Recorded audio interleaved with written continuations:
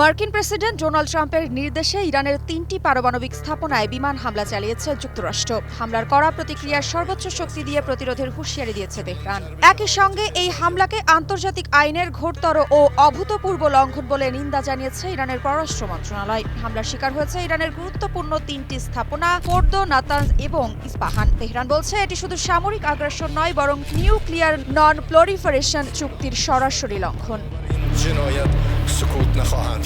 যুক্তরাষ্ট্র ও ইরানের মধ্যে চলমান উত্তেজনা এখন পৌঁছেছে চূড়ান্ত পর্যায়ে। প্রেসিডেন্ট ডোনাল্ড ট্রাম্পের নির্দেশে 22 জুন ইরানের 3টি কৌশলগত পারমাণবিক স্থাপনায় বিমান হামলা চালিয়েছে মার্কিন বাহিনী। ফোর্দো, নাতানজ এবং ইস্পাহানের এই স্থাপনাগুলো ছিল তেহরানের পারমাণবিক কর্মসূচির হৃদয়স্থল।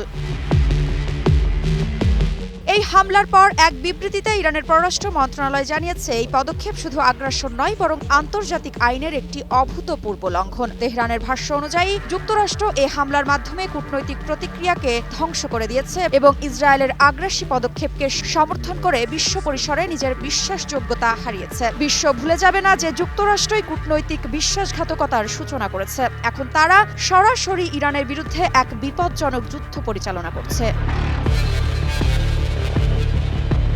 এদিকে ইরানের রাজনৈতিক বিশ্লেষকরা বলছেন এই হামলা নিছক প্রতিরোধ নয়, বরং একটি দীর্ঘ পরিকল্পনার অংশ। ট্রাম্প প্রশাসন ইরানের পরমাণু কর্মসূচিকে তাদের জাতীয় নিরাপত্তার জন্য হুমকি হিসেবে তুলে ধরছে, আর সেই যুক্তিতেই এই সামরিক অভিযান। কিন্তু প্রশ্ন উঠছে, এই পদক্ষেপ কি যুক্তরাষ্ট্রের জন্যই উল্টো এক চরম ঝুঁকি ডেকে আনবে? এ প্রশ্নের উত্তর খুঁজতে গেলে সামনে আসে এনপিটি অর্থাৎ নিউক্লিয়ার নন প্রলিফারেশন ট্রিটি। এই চুক্তির আওতায় ইরান শান্তিপূর্ণ পারমাণবিক প্রযুক্তি ব্যবহারের অধিকার পায়। ইরান দাবি করছে যুক্তরাষ্ট্র এই হামলার মাধ্যমে কেবল জাতিসংঘ ঘোষিত আইন নয়, এনপিটিকেও ভেঙেছে। তবে এই ঘটনায় উদ্বেগ জানিয়ে কড়া বিবৃতি দিয়েছে জাতিসংঘের মহাসচিব। তিনি বলেছেন এই হামলা মধ্যপ্রাচ্যে আরেকটি যুদ্ধের সম্ভাবনা বাড়িয়ে দিয়েছে। এই মুহূর্তে তেহরানের আকাশে সামরিক প্রস্তুতি তুঙ্গে। পশ্চিমা গোয়েন্দা সংস্থাগুলো আশঙ্কা করছে ইরান সরাসরি ইসরায়েল অথবা যুক্তরাষ্ট্রের ঘাঁটিতে পাল্টা হামলার প্রস্তুতি নিচ্ছে। একদিকে জাতীয় নিরাপত্তা, অন্যদিকে আন্তর্জাতিক আইনের প্রশ্ন। এই সংঘাতে কোথায় দাঁড়াবে বৈশ্বিক রাজনীতি, সেটা এখন দেখার বিষয়।